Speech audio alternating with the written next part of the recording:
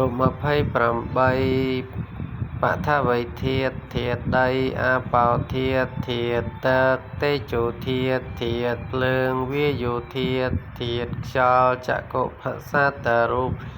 ភាពថ្លានៃភ្នែក សោតបសាទរូប ភាពថ្លានៃត្រចៀក ឃានបសាទរូប ភាពថ្លានៃច្រមុះ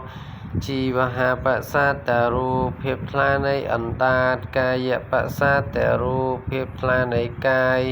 រូបារម្មណ៍ អារម្មណ៍គឺពណ៌ សត្តិអារម្មណ៍ អារម្មណ៍គឺសំឡេង គន្ធារម្មណ៍ អារម្មណ៍គឺក្លិន រសារម្មណ៍ អារម្មណ៍គឺរស អត្ថិភាវៈរូប រូបដែលមានភាវៈជាស្ត្រី បរិសភាវៈរូប រូបដែលមានភាវៈជាបុរស ហតយវត្ថុរូប បេះដូង ជីវិតិន្ទ្រីយរូប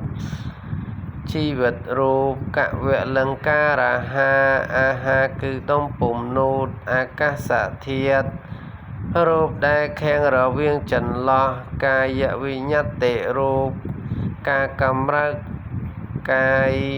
ជ័យវិញ្ញត្តិរូប ការកម្រើកវាចារូបលហុតា ភាពស្រាលនៃរូប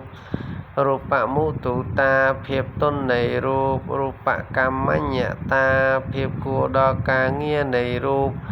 ឧបចយរូប រូបដែលកើតឡើងគ្រាដំបូង សន្តតិរូប រូបដែលកើតឡើងបន្តចរតារូប រូបដែលជរា អនិច្ចតារូប រូបដែលរលត់